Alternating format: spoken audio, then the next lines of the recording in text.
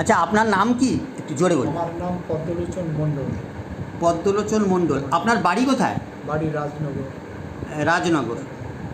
আচ্ছা, আর আপনি যে আমাদের এখানে এসেছিলেন, কি অসুবিধা হয়েছিল একটু বলুন তো। অসুবিধের কথা হচ্ছে আমার গায়ে চুলকানি হয়, অ্যালার্জি আছে, আর স্নান করতে গেলে চোখ টোক লাল হয়ে যায় এবং স্নান করে উঠে গেলে প্রচুর হাঁচি সর্দি বেরিয়ে আসে।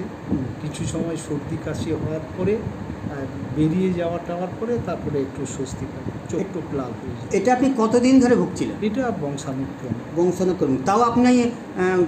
তাও আপনার কি মনে হয় কত বছরের? না, এটা আমি তো মনে করি আমার আজকে 40-45 বছর বয়সেও আমি এটা অনুভব করছি। আপনার 40-45 বছর ধরে এটা আপনি অনুভব করছেন। আচ্ছা, আপনাকে এখানে একটা টেস্ট দেওয়া হয়েছিল, যে আইজি যেটা টেস্ট করা হয়েছিল, অ্যালার্জিতে টেস্ট, এটা দেখা যাচ্ছে 3200.33।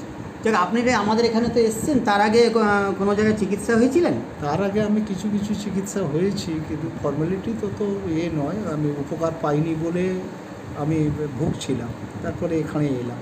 এইরকম এখানে আসার পর কি দেখছি? এখানে এসে স্নান করে উঠে আসার পরে যে চোখ টোক লাল হয়ে যেত বা এটা নেই, আর আগের থেকে অনেকটা আমি নিরাময় অনুভব করছি। দেখছেন যে এই চিকিৎসায় এসে আগের থেকে কিছুটা বেটার ফিল হচ্ছে। তো আপনি কি বলবেন, আমাদের এই ইলেকট্রোহোমিওপ্যাথি যে নতুন একটা পদ্ধতি, এই চিকিৎসায় রেজাল্ট আছে কি নেই? আমি তো এখনও দেখছি যে আমি উপকার পাচ্ছি, আছে বলে মনে করি।